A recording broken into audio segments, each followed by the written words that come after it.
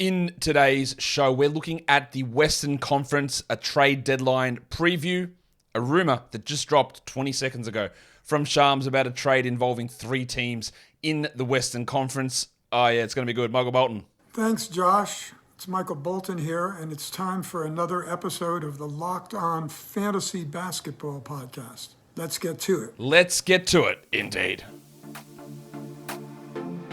You are Locked On Fantasy Basketball, your daily fantasy basketball podcast, part of the Locked On Podcast Network.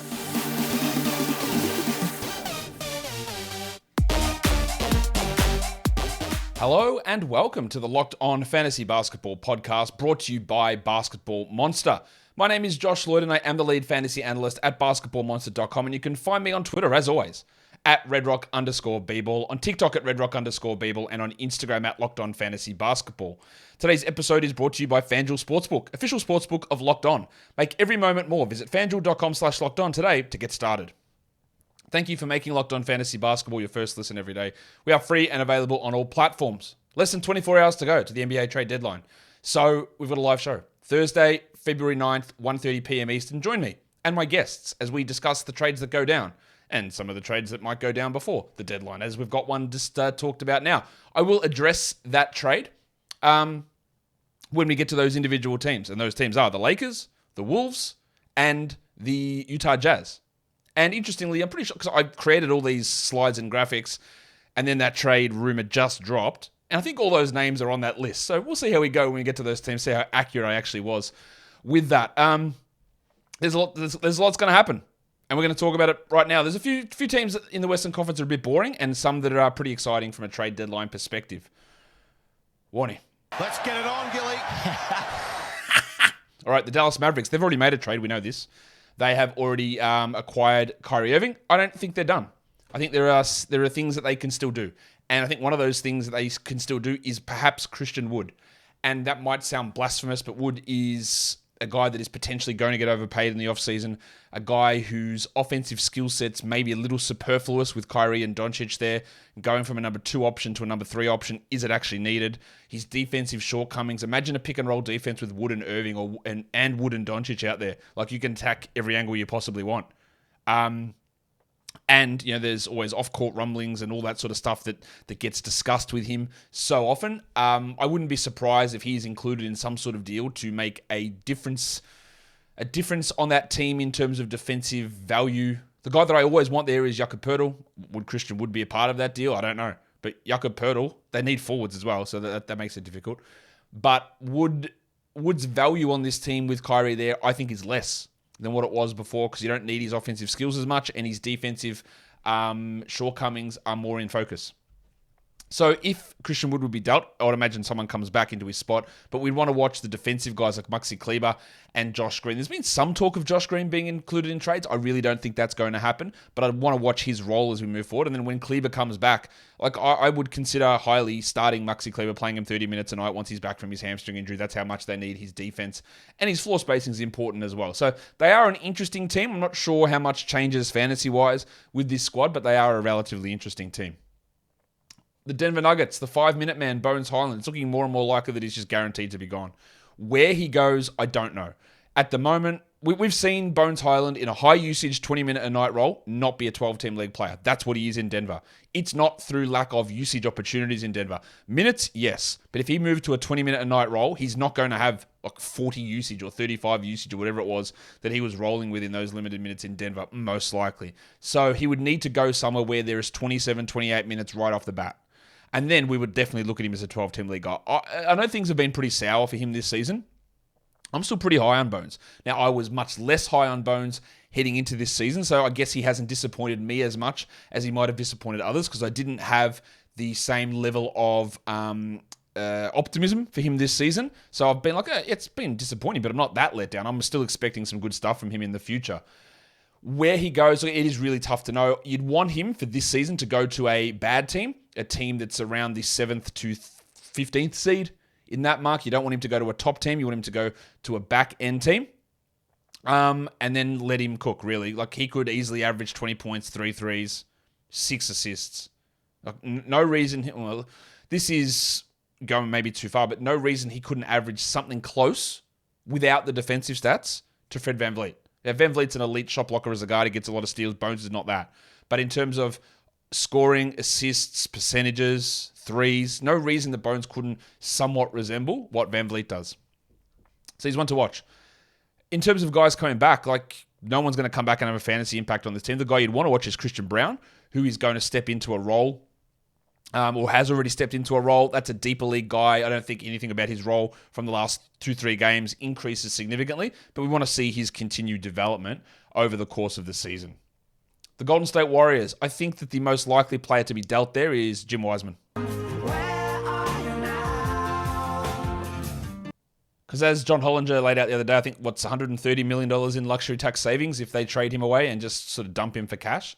He's clearly not a part of things. We're seeing Looney, Kuminga, JaMychal Green, every person in the world play ahead of Wiseman. Now, Wiseman was a guy that I didn't like as that pick.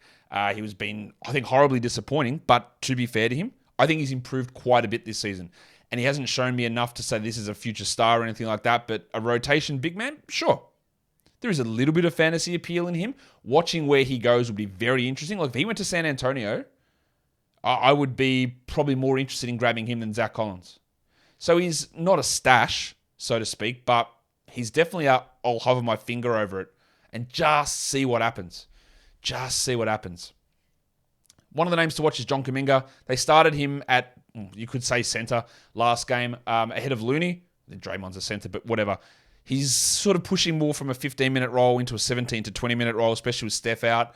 Is there any way that pushes to 25 or 26? To me, he's a guy that probably needs 32 minutes and one or two main guys to be out to be a 12-team league player. So even if he got a 21, 22-minute a night role, I don't think he'd be that player. But let's watch to see where his role goes from here and for the rest of the season. That's going to be something for us to watch, to see his development, to see how they continue to use him. Today's episode is brought to you by FanDuel. There's only one app that you need at your Super Bowl party, and that is FanDuel, America's number one sportsbook. We're really excited about our new sports betting partner for Locked On because they're the number one sportsbook in America, FanDuel. And if you're new to FanDuel, that's even better. They have so many great features that make betting on sports fun and easy. Download FanDuel now so you can bet Super Bowl 57 with a no-sweat first bet. You'll get up to $3,000 back in bonus bets if your first bet doesn't win. FanDuel lets you bet on everything from the money line to point spreads to who will score a touchdown. If we go and have a look, is there any change? Are the Eagles still 1.5-point favorites? That is the big question. And the answer is yes, they are. There is absolutely no budging on this Super Bowl line whatsoever. But they've got their anytime touchdown scorers up. And you can look at Isaiah Pacheco at plus 135 or Devontae Smith at plus 165 over on the FanDuel app, which of course is safe, secure, and super easy to use. And best of all, you can get paid your winnings instantly. So join FanDuel today at FanDuel.com/lockedon to claim your no-sweat first bet on Super Bowl 57. That's FanDuel.com/lockedon. Make every moment more with FanDuel, official sportsbook partner of the NFL. And don't forget to gamble responsibly. Let's go to the Houston Rockets. Most likely to be dealt. Now, am I going to look like a dickhead for saying Eric Gordon for the 50th straight year? Probably, but it makes sense. Just what is he doing there? But I can see them not doing it. And again, if he is traded, I don't think it particularly benefits Tari Eason. I think it benefits KJ Martin. But a lot of stuff can happen with this team. Does KJ Martin get traded? That's a possibility too. Does Jayshawn Tate get traded? I think that's possible. I'm just looking to see if there's any updates on this trade. I'm just seeing some notifications here. Not yet, but it looks like it is pretty close. Looks like it's pretty close. Anyway, Eric Gordon, Jayshawn Tate, all those sort of players. Could they trade one of the young guys? I don't think so. So some interesting stuff there. Who we watch? KJ Martin is the guy at the moment to hold on to. His value is fine with Porter out. It'll be good if Gordon's gone. He is a solid option. As you're well aware, I don't think they're giving big minutes to Tari Eason unless they have a complete change in their assessment of him, which is possible. And he's fine to hold because he can provide back-end value as it is. And the other guy to slightly watch is Joshie Christopher, who's had a couple of interesting games. He's sort of been out of favor all season. But there is some slight appeal if injuries happen, players go, opportunities open up. He's just somewhat of a name to watch. For the Clippers, I think the most likely guy to be dealt is Luke Kennard. And I don't think it really matters. He's sort of in and out of the rotation. I think they're going to do more interesting, weird stuff with maybe someone who's getting traded to the Utah Jazz who might end up being bought out and then being a horrible fit with the other players they've got. That's something they might do. But I think the most likely to be traded is probably Kennard. I'd watch to see the role of Reggie Jackson and John Wall on this team. But honestly, I don't think there's going to be big shakeups on this squad that make a big impact from a fantasy basketball perspective. Now, here we go. The Los Angeles Lakers. By the time you are watching this show or listening to this show, this trade might have happened. So what the trade talk is that Russell Westbrook is traded from the Lakers. He ends up in Utah and gets bought out. There's draft compensation going to the Jazz. D'Angelo Russell goes to the Lakers. And Mike Conley goes to the Timberwolves. And then apparently there's other ways that they're going to get Malik Beasley and Jared Vanderbilt into this deal. There's still a lot happening in this deal. It looks like it could be pretty big, but that is what we're doing at the moment. So my most likely to be adult, Russell Westbrook, looks like that one is going to get absolutely nailed. Price of the brick going up. And then as I said, if he goes to Utah, they will likely buy him out. That's what Chris Haynes is saying at the moment. A buyout would be the most likely path. Where he would go, I don't know. People seem to think he'll go to the Clippers, which to me is just a horrendous fit. Like it's just horrendous. Has anyone watched Russell Westbrook play this season? Like he's been bad. He's been better at times, but overall he's been bad. He's not the answer as a starting player. I think that he's basically droppable. Not yet. And we want to see where this goes. This will be it's very interesting. So D'Angelo Russell coming in, let's assume this happens. D'Angelo Russell coming in, I think that's going to I think it's going to hurt his value. Playing alongside LeBron and Davis, but how's LeBron's foot actually working? Is he going to play? Because if LeBron's not, obviously it hurts Dennis Schroeder. Schroeder's cooked, finished, done, right? You can pretty much drop him if this goes through. But Russell probably lose some value because of a usage drop playing alongside LeBron and Davis. But then I'm just trying to process this because it literally is just sort of happening as we're talking. That if Russell goes back there and LeBron, that means they're trying to do something to get better because Russell is an upgrade over Westbrook. And D'Angelo Russell is an upgrade over Russell Westbrook, then maybe LeBron plays through the foot issue a little bit more. I don't know. I'm trying to work that out. I still think there is a drop-off for D'Angelo Russell pretty significantly. Not that he'd be a 12-team league drop, but he would be someone who would lose value. I don't know how this deal is working. They're saying that Beasley and Vanderbilt might end up in the Lakers as well. That would be really interesting. Now, obviously, there's no value in Jared Vanderbilt from a fantasy perspective, or even Beasley, because their roles are just going to be so small. But I don't know how that would work. There's still a lot to happen here. Anyway, Austin Reeves, just where his role is someone to watch on this squad, but looks like they could be making some wholesale changes. The Memphis Grizzlies. It's really hard. Like, is Dylan Brooks the most likely to be dealt? If I was GM, yeah. He's an unrestricted free agent. He holds an entire offense hostage. He is a dickhead. Like, there's just so many things about him that I would be looking to get rid of. I just don't think they will. I think the most likely guy, they hate trading away their young guys as well. So you could say, well, Zaire Williams might be a trade piece to upgrade, or David Roddy or Jake LaRavia, but I don't think they're going to do that. So I think it's probably Danny Green, who just still has value, but I'm not sure that he's someone they're going to hold on to. I think in general, they're probably not going to do anything. The names to watch would be Dylan Brooks, David Roddy, and what they do with him and where his value potentially goes if things open up or if he ends up on another team. But overall, I don't think they're a particularly exciting team at the trade deadline. The Minnesota Timberwolves are next. Most likely to be dealt. Well, I guess I got that wrong. It looks like it's going to be D'Angelo Russell. I did have him in the names to watch. I think Naz Reid, the Wizard of Oz himself, could be dealt. Again, he's an unrestricted free agent coming up. He's been solid. They do have some other solid backups in Nate Knight and Luka Garza. And when Towns is back, they don't need him at all. So he could be gone, but it looks like it's D'Angelo Russell going. Is Mike Conley an upgrade over D'Angelo Russell? I think he probably is, yeah. I don't think it's a gigantic leap forward given Conley's age. And obviously, if you have been holding on to Mike Conley from a fantasy perspective, this doesn't hurt him. Like he just sort of keeps doing the same thing that he's been doing. So that's good news there. But I still think Reed is still a potential guy to be dealt. But if they do move on from Russell, then you'll sort of see that probably pushed to the back burner. The other guy to watch would be Luka Garza. If Reed is traded, I think Garza would be at least a deeper league option as a backup behind Gobert. So, some interesting stuff to happen with that team. The New Orleans Pelicans, I think the most likely guy to be dealt is Devontae Graham. He's out of the rotation. Kyra Lewis has taken that spot. Graham maybe provides bench shooting for another team. It's not a real fantasy impact one.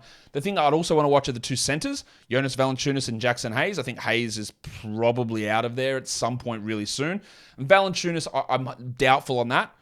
He's been okay in his limited role this season, but obviously they know that he's not a closer for them. So maybe if they could upgrade there, I really don't think they do it.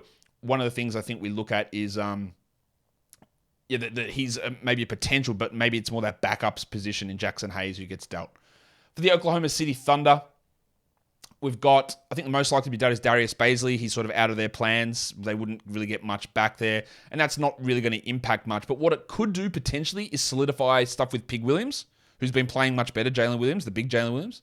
I'd also watch for a sneaky Kenrich Williams, although they really do like Kenrich Williams as a player. He has value on a lot of good teams. And the other one to watch that I would be more invested in than they are is trading Lu Dort. I think, obviously, he's injured at the moment, but I think his value around the league is a little bit inflated for what he actually is, and you might be able to actually cash in there. I think you've got his replacement already there in the Bronco, Jalen Williams. You just need to get in some fours. So he'd be just a sneaky name to watch, and I don't think he'd become a fantasy option. I just don't think he's got a very good fantasy game, Lu Dort. He'd be just someone that I'd want to watch. For the Phoenix Suns, I think the most likely to be dealt is Landry Shamet. Obviously, he hasn't been able to stay healthy. He struggles a lot when he's on the court. They signed him to an oversized contract that he's not worth. He's not going to be useful wherever he goes, but I think he's probably the most likely to go. The other one to watch would be DeAndre Ayton. It's clear that their relationship is not particularly great, and his trade, he already tried to go once. They already tried to sort of not bring him in and lock him down initially. They got a new owner there. He's someone to watch, definitely. How they upgrade that, I don't know. But he is absolutely someone to watch, DeAndre Ayton. Dario Saric, another guy who I think has a real opportunity to be moved. He could end up as a 14-team league player, depending on the situation and where he goes to. The Portland Trailblazers. I think the most likely to be dealt is Josh the Hitman Hart. They've got other options they can use there. Justice Winslow when he returns, Nasir Little when he returns. Jeremy Grant can play the 3 if they get a 4. It looks like Vanderbilt won't be going there at this point, but I don't know, man. Maybe Portland gets themselves in as a 4th team in that deal. I think Josh Hart's probably the most likely guy to be dealt, and then that's where you get Little and Sharp, maybe pushing into more minutes, even Winslow. I'd also watch Drew Eubanks in the situation that maybe they do trade Yusuf Nurkic. I don't think that's going to happen, but Nurkic would be someone that's on the block, and then Eubanks' value solidifies as a back-end 12-team league player. The Sacramento Kings, it was hard for me to find a most likely to be traded. I think it's probably Davion Mitchell. I think some teams might value his upside still as a second-year player, his defensive ability, but the Kings seem to have lost a lot of faith in him. They can actually get by without him by just using Monk and Fox as the ball handlers, and even Dellavedova in like limited stretches. I don't think they'd be keen to do it, but I think if the right offer came along, they wouldn't be adverse to moving on from Davion. The other ones to watch would be Rashawn Holmes. I could put him in the most likely to be dealt. He's obviously not a part of their rotation. I'm just not sure who's doing anything to get him. And then Terrence Davis would be one that, if he is traded, I'd be very interested to see where he goes. On a similar line to the Bones Highland situation, if he went to a team and found a 26-minute... Like, if he was playing Gary Harris's role in Orlando, Terrence Davis, I'd probably add him in 12-team leagues. I think he's a very interesting player, but I'm not sure where that role is. The Spurs have got a lot of different situations going on. The most likely to be traded for them is, I think, Jakob Poeltl. But so much can change. Who comes back in his place? Does anyone come back in his place? So Poeltl, I feel there's probably a 50-50 chance of Poeltl's value staying the same or rising or dropping. So it's not a definite he's going to drop in fantasy leagues. He could actually go up. It depends on where he ends up going. I think he probably goes to a spot where they play him similar, if not more minutes. There's a lot of other names to watch, though. Josh Richardson's got to be an option to trade away as well. And then I think his fantasy value would die. At the moment, it's there in 12-team leagues, Josh. I don't think it's going to stick, though. And then we watch the replacements. Malachi Branham, Blake Wesley. Branham is a very interesting guy at the moment. He's sort of fringe at the moment. Maybe he pushes up later on, but we're also dealing with Vassell, Jones, Sohan all out. And that is helping push Branham's value up. I still think Blake Wesley's got a little bit of juice to him. He'd be someone I'll be watching in deeper leagues. And then, of course, Zach Collins and Charles Bassey as the backups to Pirtle. Even if they split minutes and it's 26 minutes Collins, 22 Bassey, I think Collins is still the guy. But Bassey would be very interesting. And there's a lot that can happen there. And now we go to the Utah Jazz. And I had the most likely to be traded there as Jared Vanderbilt. Well, maybe he's traded. But it looks like it's going to be Mike Conley, doesn't it? So Vanderbilt, if he did end up in the Lakers, he's going to be LeBron and Davis's backup. That's probably not enough to be a 12-team league player. If he goes to Portland and they end up moving Josh Hart and he starts with Jeremy Grant at the 3, then maybe he is. He's a very interesting player that if you wanted to stash him, I don't hate that. Obviously, Conley going, if Conley goes to Minnesota, I think his value might stabilize, if not rise. Instead of playing 30 minutes, maybe he plays 31, 32. That's a distinct possibility. Then the other names to watch, like Malik Beasley, if he is gone, does Ochai Agbaji just step into a 24-minute-a-night role? Probably. And then Colin Sexton. If Westbrook's coming in and being bought out, then Sexton will be the starting point guard. It'll be bad because he's not a very good point guard. And they will struggle a lot, and he will have these nights where he has 20 points with 2 rebounds, 2 assists, but you probably do want to grab him at this point. You probably do want to grab Colin Sexton. If we're hearing this deal feels like it's basically about to push through, and by the time you're listening, it has pushed through. I would be interested in grabbing Sexton. I'd be interested in Agbaji in deeper leagues, not 12-teamers. But Sexton would be someone I'd be interested in at the moment if they are going to move on from Conley and then don't bring someone back to replace him. That means they are going to go with Sexton as their point guard. Again, a situation I don't think is a particularly strong one, but it would boost Sexton's value enough to be grabbed in 12-team leagues. And that, while there's chaos going on behind the scenes with all these trade discussions and me trying to keep an eye on them, is done for this show. I hope that by the time this comes out, nothing has actually happened, but that's the framework of that deal. Westbrook, I think he's going to be droppable. He's going to go to Utah, get bought out, and then sign maybe with the Clippers, which would be disgusting. But I don't think he's going to maintain value. We'll find out on that one. Conley to Minnesota might be an up in value. D'Angelo Russell to the Lakers, probably a drop in value. Vanderbilt and Beasley look like they could be moving. Vanderbilt might drop as well. And then you get the value rising of Colin Sexton and Ochai Agbaji for deeper leagues there in Utah. If that does happen, I'll probably do a full show on it, breaking it down once we know the details, but that's the initial thoughts on it at this point, and all of the other stuff in the Western Conference. Follow this podcast on Apple Podcasts, Google Podcasts, Stitcher, Spotify, and on the Odyssey app. And if you're here on YouTube, thumb it up and leave your comments down below. Guys, we are done here. Thank you so much for listening, everyone. See ya.